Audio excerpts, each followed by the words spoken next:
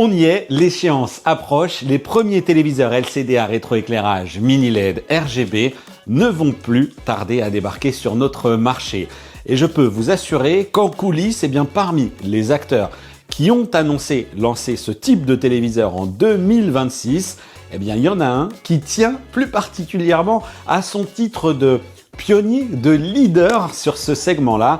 Il s'agit de Hisense qui met tout en œuvre pour dégainer ses modèles dès le mois de mai prochain. Alors oui, il va être sans doute suivi d'assez près par la concurrence. Et en fait, pour être plus précis, le constructeur tient non seulement à être le premier à sortir son téléviseur à rétroéclairage mini LED RGB, mais aussi à être le premier à proposer ses téléviseurs de sorte à ce qu'ils soient compatibles, certifiés Dolby Vision 2 et Dolby Vision 2 Max. Alors depuis l'édition 2025 de l'IFA qui s'est tenue en septembre dernier, le Dolby Vision 2 et Dolby Vision 2 Max, ça a été annoncé comme le nouveau standard HDR avec cette collaboration Hisense et même Canal+ dans cette partie fournisseur de contenu. Mais depuis, il s'est pas passé grand chose. Ça évolue gentiment en coulisses, mais on n'a pas de démonstration encore bien concrète. Moi, j'ai eu des démos avec des choses un petit peu simulées. Chez Hisense, ce qui m'a été confié, c'est que c'est vraiment une histoire de semaines cette fois-ci pour obtenir la certification. Ils travaillent de manière très proche avec Dolby et il se pourrait donc bien qu'on en reparle très bientôt sur la chaîne. Voilà, ça c'était un petit peu le premier point de cette vidéo. Et quand bien même, à vrai dire, Hisense y tient beaucoup, et ça j'ai pu le sentir dans les échanges, ça représente en l'état actuel des choses assez peu d'intérêt, en tout cas un intérêt discutable étant donné qu'on n'a pas de contenu, Dolby Vision 2 pour exploiter ces nouvelles performances en allant jusqu'au max qui va aller chercher cette logique de luminosité, mieux gérer la compensation de mouvement, etc. Pour l'instant, voilà, visiblement, ça tient plutôt de l'argument marketing plus que du réel intérêt.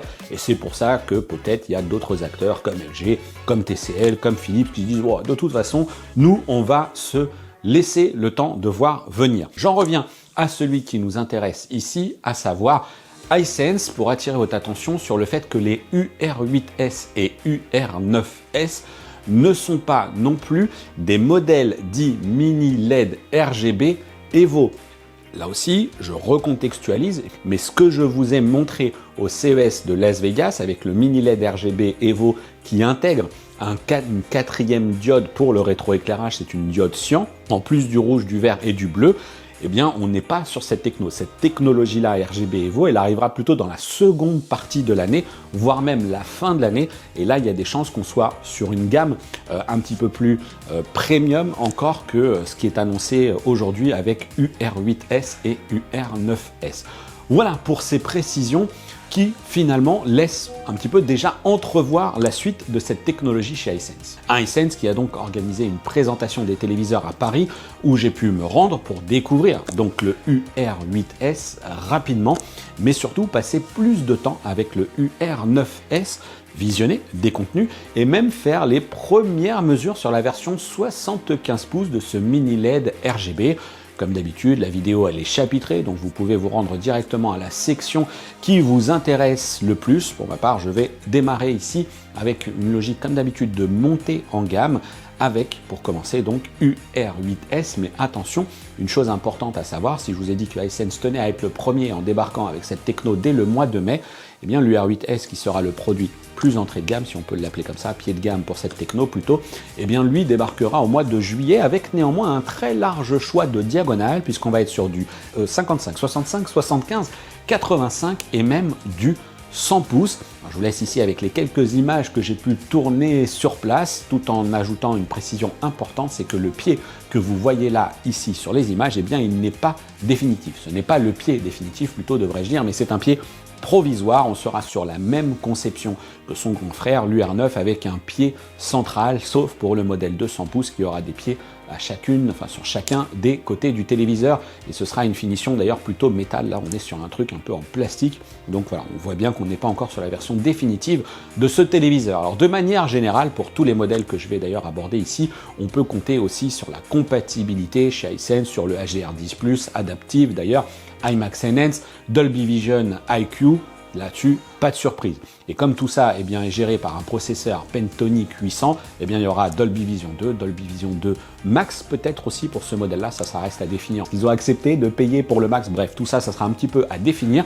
Côté technique, cette fois-ci, comme je l'ai dit, processeur Pentonic 800, donc 4 prises HDMI 2.1 pour les modes gaming de haute volée, puisqu'on nous annonce même ici une compatibilité Ultra HD 180 Hz avec la prise en charge FreeSync Premium Pro et de l'input lag qui peut descendre jusqu'à du 7 millisecondes. Je vais également, je tiens des fiches techniques à disposition si jamais vous avez plus de questions sur ce produit-là. Mais autant dire que sur le papier, ça envoie du lourd du côté de ces dalles. J'ai pu discuter également avec les ingénieurs de chez Hisense qui étaient venus tout droit de Chine et ça a été aussi l'occasion d'apprendre qu'on est là sur des panneaux fabriqués par HKC et que du coup c'est fini, que l'alternance qu'on pouvait avoir sur les précédentes générations de téléviseurs qui type U8 etc, qui eux en fonction des diagonales adoptaient soit des dalles VA soit des dalles IPS ou ADS, ce genre de choses. Bien désormais c'est terminé, on est exclusivement sur des dalles VA pour ces téléviseurs LCD à rétroéclairage mini LED RGB, mais attention, on est bien sur une typologie de dalles VA avec donc en prime un truc qui n'est pas négligeable du tout, c'est qu'on est là sur des dalles mat. Mais ce point-là, je vais surtout l'aborder dans le chapitre du UR9S avec lequel, comme je vous ai dit, j'ai passé plus de temps. Et du coup, ça va nous permettre de voir un petit peu quel est l'impact de ces dalles mat sur UR9. J'ai un peu tardé à vous faire cette vidéo en raison du rythme des annonces actuelles qui font que je me déplace beaucoup, mais aussi parce que j'attendais de la part de Hisense les infos sur le nombre de zones en fonction des diagonales. Et là, ça valait plutôt le coup d'attendre puisque j'ai eu un petit tableau qui va bien. Et selon les chiffres qui m'ont été communiqués, pour cette gamme Hisense UR8S, voilà ce que ça donne, mais attention, je vous précise un point important aussi, là encore, que chez Hisense, on se parle de Light Zone. Mais on verra que certaines marques vont plutôt communiquer sur des Color Zone, coucou TCL, et c'est très différent. Dans le cas des Light Zone de chez Hisense, cela correspond à chaque module, que j'appelle souvent d'ailleurs un triplet RGB, qui comprend donc une mini diode, une capsule, de chacune des couleurs. C'est-à-dire on a la capsule et dans cette capsule-là, dans ce composant-là, on a chacune des couleurs rouge, verte, bleue. Donc on a un package, chez Hisense il est appelé donc Light Zone.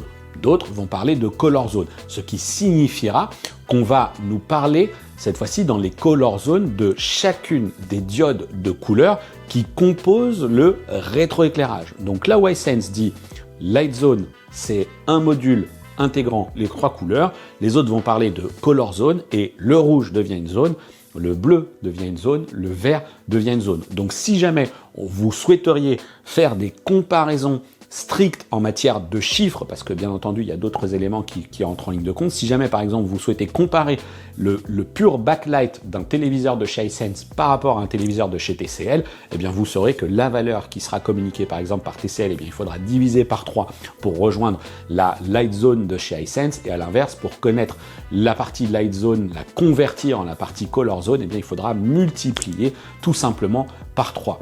Là-dessus, encore une fois, je vais sans doute vous en faire une autre vidéo, et notamment pour collecter un petit peu votre avis, parce qu'il y a N paramètres ensuite qui sont à prendre en compte. On peut avoir des éléments de rétroéclairage, mais il y a la logique également de filtre de couleur, et puis il y aura toute la logique également de maîtrise de ces diodes justement électriques, et ça, c'est pas à prendre à la légère. Quand on bascule sur une telle technologie, on sait que ça peut souffrir de phénomènes de crosstalk, etc. Bon, on y reviendra. Pour cette gamme UR8S, donc voilà ce que ça donne, avec donc en prime la valeur de pic de luminosité et le nombre de zones. Donc pour le 55 pouces, on est sur 704 donc Light Zone, 2500 nits, on est sur 936 zones et 3500 nits pour le 65 pouces, 1296 zones et 3500 nits pour le 75 pouces, et pour le 85, on est également sur 3500 nits, cette fois-ci 1728 zones. Il me reste le 100 pouces, 2520 zones et 3800 nits annoncés pour le 100 pouces. Voilà, ça c'est également des chiffres qu'on va pouvoir retenir et on verra ensuite comment tout cela se sera interprété à l'occasion des tests à la maison, des tests qu'il faudra faire aussi pour me faire justement une idée plus précise sur un point qui est quand même très important, à savoir l'expérience logicielle. Le hardware se bonifie, mais on sait que chez Hisense, eh bien VidIU également continue d'évoluer. On sera sur la génération 9.5. Et si ça évolue, eh bien j'ai hâte de voir ce que ça donne. Et ce que ça donne aussi sur la partie ergonomie de la télécommande, qui elle, d'apparence ne bouge pas beaucoup, sauf que désormais, eh bien, le système de rétroéclairage qui est intégré à celle-ci est plus efficace. Par le passé, vous savez que si vous avez suivi certains tests que j'ai pu faire, vous me dire ah ouais, les rétroéclairés, cette télécommande. Enfin, c'est pas quelque chose que Hisense mettait beaucoup en avant parce que justement, il n'était pas très à l'aise avec la qualité de ce rétroéclairage. Désormais, il est plus efficace et surtout, Hisense m'a dit avoir intégré dans les menus du téléviseur des fonctions qui permettent de choisir comment justement j'ajuste le fonctionnement de ce rétroéclairage. Est-ce que je veux qu'il réagisse à la préhension? Je prends la télécommande et le rétroéclairage s'illumine. Ou est-ce qu'on veut, par exemple, qu'il réagisse à la pression sur les touches de la télécommande? De toute façon, on est sur des télécommandes qui intègrent un petit panneau solaire, donc elle va se recharger à la lumière. Et on est également donc sur une télécommande qui peut se recharger via sa prise USB type C. L'UR8S, même si c'est bien le ticket d'entrée de la techno mini LED RGB, ça reste quand même un produit assez premium avec l'attention portée également sur la partie audio. En l'occurrence ici, c'est du Tuned by Devialet. Système 2 x 10 watts sur les côtés, 2 HP de 5 watts sur le dessus du TV, et ensuite on a un caisson de base de 20 watts à l'arrière. Alors ça ne promet pas une performance complètement dingue, mais ça pourrait déjà constituer une petite base assez intéressante. On verra lors des tests. Pour conclure, je vous ai parlé du nombre de zones, je vous ai également donné les valeurs de pic de luminosité qui sont annoncées pour l'instant. Il ne me reste donc plus maintenant qu'à vous communiquer les prix. Et là, ça tombe plutôt bien parce que je les ai.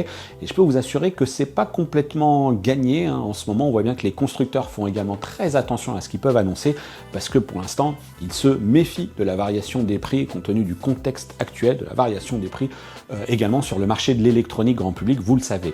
Le 55 pouces, néanmoins, est pour l'instant annoncé à 1499 €. 65 pouces, 1799 €. Ça, c'est plutôt pas mal comme niveau de tarif. Bien entendu, on sait que derrière, il pourrait y avoir des activations, mais je le rappelle que la disponibilité de ces produits est plutôt prévue pour le mois de juillet pour cette gamme-là. 75 et 85 sont respectivement annoncés à 2499 et 3299 €.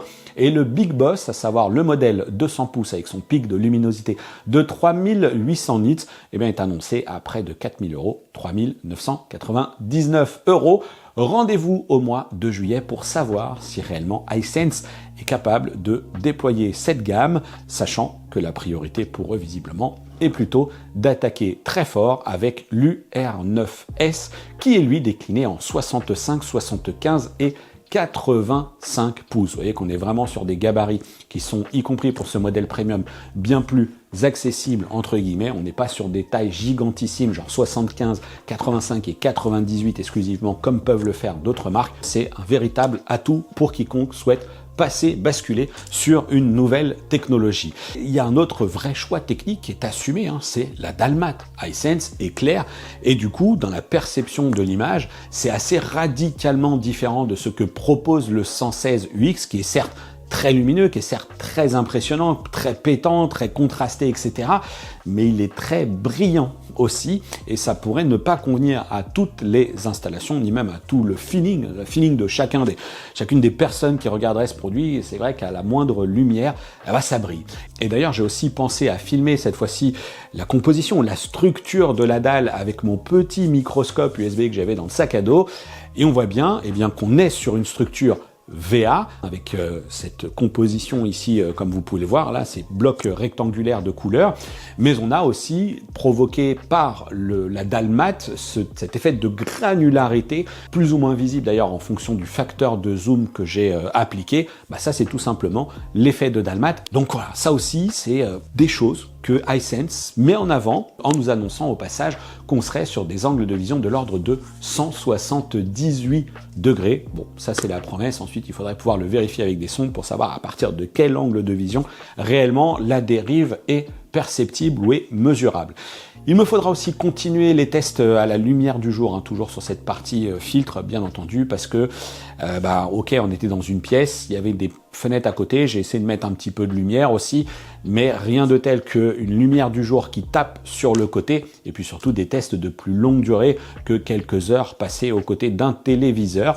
Mais pour l'instant, je trouve que c'est plutôt pas mal. Les couleurs ne m'ont justement pas semblé devenir trop laiteuse, ou le noir ne semble pas aussi pour l'instant devenir trop gris, donc des couleurs pas trop laiteuses, qui ne s'affadissent pas trop, un noir qui ne vire pas totalement au gris, mais on va voir que le problème est peut-être ailleurs sur cette partie-là.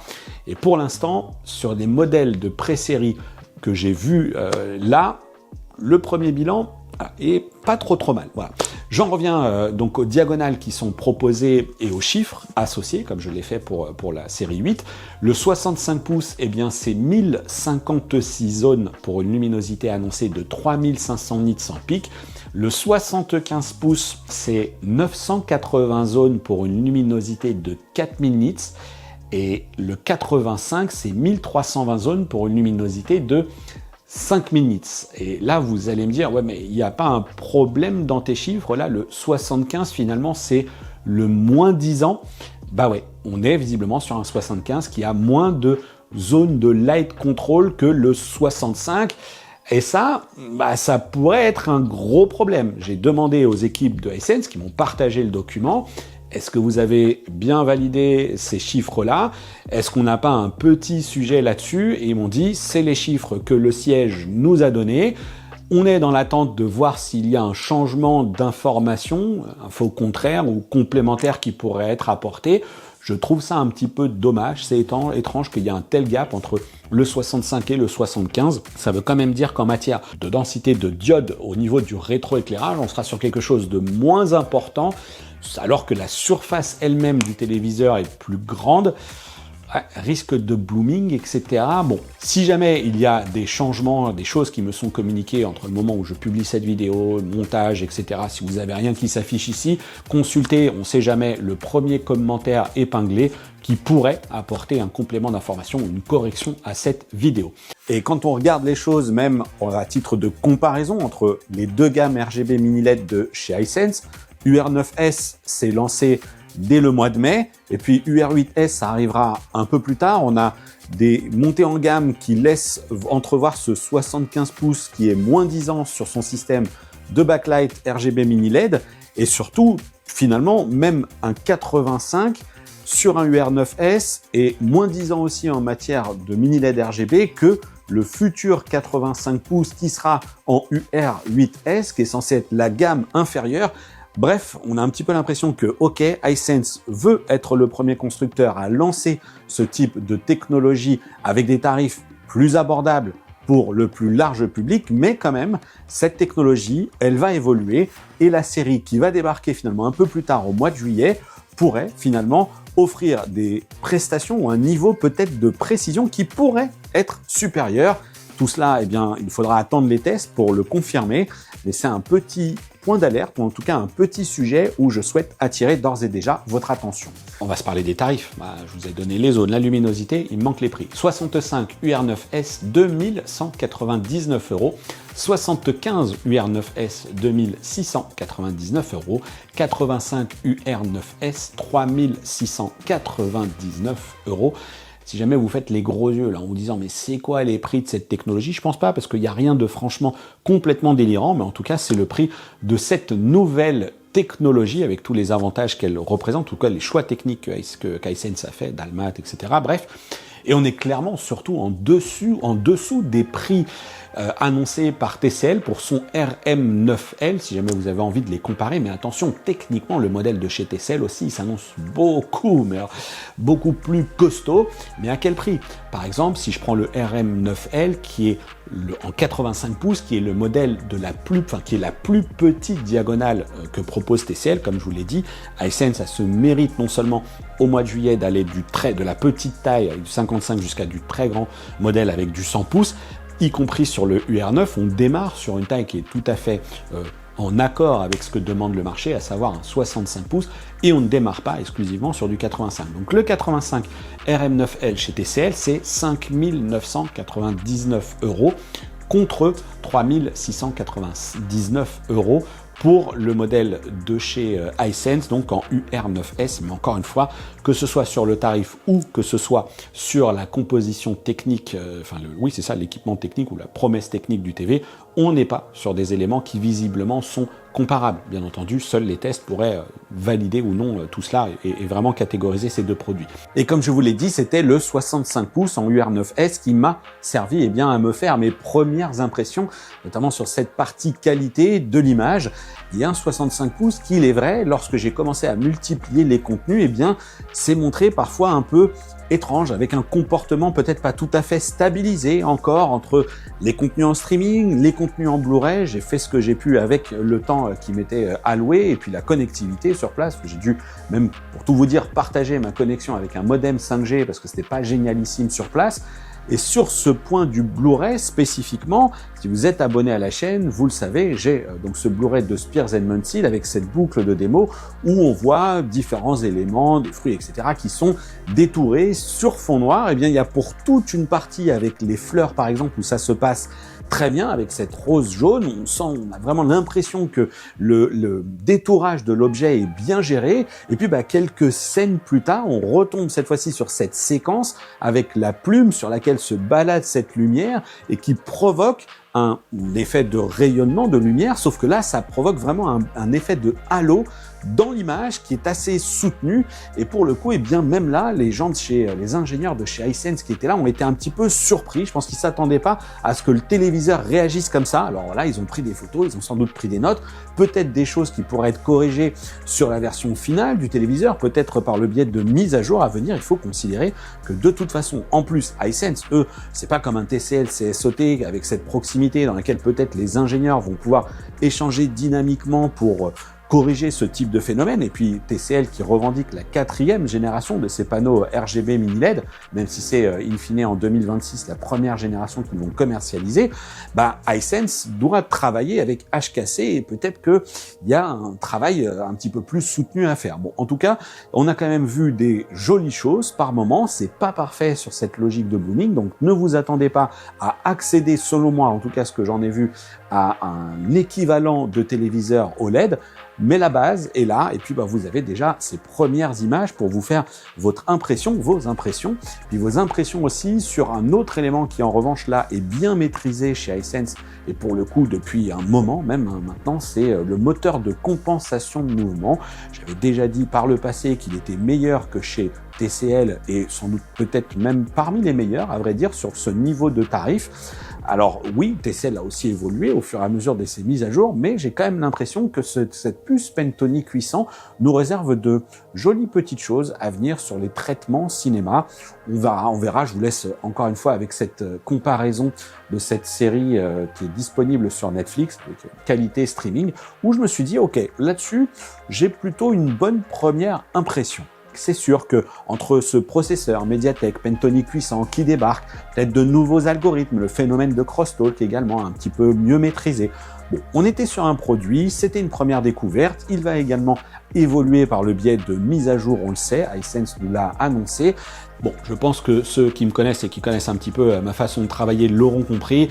Pour moi, c'est difficile d'aller plus loin dans le propos, parce que c'était une découverte rapide, et puis il faut pouvoir avoir les produits à la maison, varier les contenus vraiment pour faire les tests, et ça je ne sais pas à quel moment ça va pouvoir être faisable, quand est-ce que Hisense sera en mesure de nous envoyer des produits. J'espère qu'on aura l'occasion d'y revenir assez vite. Néanmoins, je vous propose maintenant de découvrir les premiers résultats des mesures, justement, et pour cela, je bascule en voix off.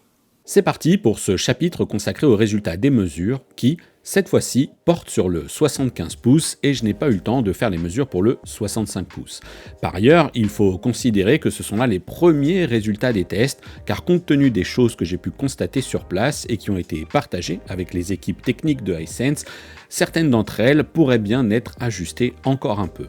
D'ici là, voilà ce que j'ai pu mesurer selon le mode Filmmaker du téléviseur. Les premières mesures sont effectuées en HDR et elles portent sur la capacité du TV à suivre les courbes EOTF et luminance. Un premier exercice qui nous renseigne sur des points précieux puisque c'est ici ce qui traduit les résultats qu'on peut espérer avoir ensuite à la lecture de nos contenus HDR.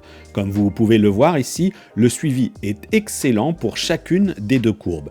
Les instructions de montée en puissance lumineuse sont suivies de manière remarquable jusque dans les plus hautes luminosités, en l'occurrence ici à 4000 nits. En revanche, on peut remarquer aussi le premier sujet de dérive qui concerne l'échelle de gris. Le Delta E 2000 talonne une dérive de 7 qui pourrait bien être visible sur la reproduction du blanc qui, comme l'atteste cette autre mesure, affiche une tendance à tirer rapidement vers le rouge. Un point qui peut facilement être corrigé dans les réglages du TV et je vais y revenir. La luminosité, vous l'aurez compris, ne fait pas défaut, et même elle tient ses promesses avec une valeur relevée plus exactement à 3940 nits à 10% et une valeur qui est tenue sur plusieurs mesures. La luminosité à 100% est ensuite relevée à près de 1000 nits et là aussi, ça envoie. Mais c'est sur la mesure de fidélité des couleurs que ce TV m'aura le plus surpris, avec un Delta E 2000 moyen relevé à 1,19. C'est tout simplement excellent. Il me faut toutefois vous préciser que la dérive sur le blanc à 100% reste importante, avec une mesure à 6,87. Les mesures suivantes pour cette échelle de gris sont meilleures que celles vues auparavant, mais c'est normal puisque nous ne sommes pas là sur les mêmes intensités lumineuses, et donc la dérive sur le rouge est moindre. L'une des promesses fortes de cette technologie LCD à rétroéclairage mini LED RGB est d'apporter une meilleure couverture de l'espace colorimétrique BT2020. Et comme on peut le voir dans ces résultats, c'est bel et bien le cas. Nous sommes ici à près de 92% pour la norme BT2020 et jusqu'à 135% du DCI-P3 si j'en crois les relevés de la sonde. Lors des phases de mesure, comme je vous le disais, il s'est donc avéré que corriger le gain du rouge suffit à améliorer encore les résultats. En positionnant le curseur à -2, on obtient de nouveaux résultats avec un suivi des courbes EOTF et luminance certes moins précis, mais une échelle de gris et une température des couleurs qui deviennent bien meilleures. Désormais, la dérive reste proche du seuil limite pour l'œil humain, mais à vrai dire, il n'est pas garanti que tout le monde verra la différence. Un écart de luminosité est relevé avec un pic qui se situe désormais à 3550 nits environ, ce qui reste une bonne valeur. La fidélité des couleurs y gagne aussi avec un Delta E 2000 moyen exceptionnel de 0,64 et une dérive maximale, cette fois-ci du bleu, qui atteint les 4,87. Des changements qui n'ont pas réellement d'impact sur la couverture BT2020 avec une mesure à 92,4%, soit légèrement mieux, et un DCI-P3 à 137%.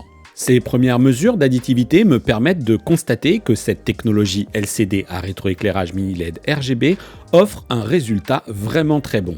C'est notamment un point important pour quiconque souhaiterait faire calibrer son téléviseur tout en bénéficiant d'une très bonne plage dynamique. Les résultats me semblent ici meilleurs que les téléviseurs LCD mini LED classiques, mais il me faudrait comparer avec des produits de 2026.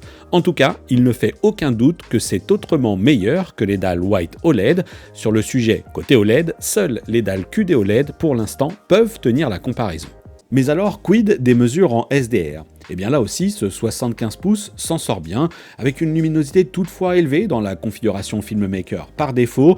J'ai relevé 283 nits environ, ce qui n'a rien de surprenant du tout, avec toutefois un bel équilibre des couleurs. On atteste ici les mesures de niveau de gris selon deux valeurs, d'abord le blanc à 100% et le gris à 30%. La suite des mesures est meilleure encore avec ces quelques détails, même si la courbe gamma affiche une tendance à la dérive qui pourrait toutefois être corrigée avec quelques réglages manuels. Dans l'ensemble, c'est très bon. Le Delta E 2000 moyen de l'échelle de gris est relevé à 0,8.